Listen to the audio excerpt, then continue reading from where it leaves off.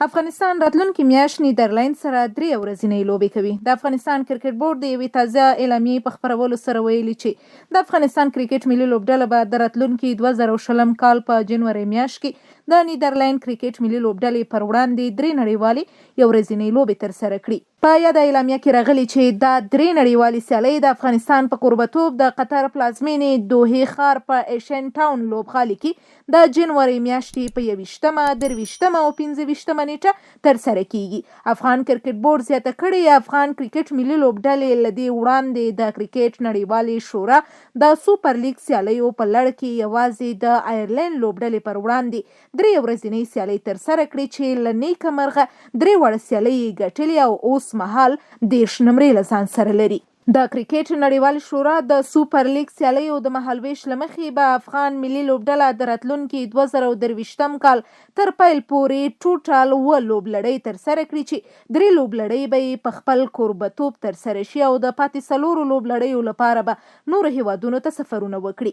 د مهالویش له مخې به افغان لوبډله په خپل کوربتوب د نیدرلند پر وړاندې د راتلونکي لوبلړۍ وروسته د جنوري میاشتې په پای کې زیمبابوې ته سفر وکړي ترڅو هلته کوربه هیواد سره هم 3 ورځنۍ سیالۍ ترسره کړي. سربیره پر دې به افغان لوبډله د راتلونکي 2022 کال په لړ کې د پاکستان او استرالیا لوبډلو کوربتوب وکړي او همدارنګه به د هند، بنگلادیش او سریلانکا پر وړاندې سیالیو لپاره یادو هیوادونو ته سفر وکړي. د یادونې وړ ده چې د کرکټ نړیوال شورا د نړیوال جام سوپر لیګ د 14 لوبډلو ترمنځ د ورځنیو سیالیو ټورنمنټ دی چې د 2 کلونو په موده کې به ترسره شي او له مخکې به یې د 2023 کال نړیوال جام ته 8 غوره لوبډلې لار ومومي.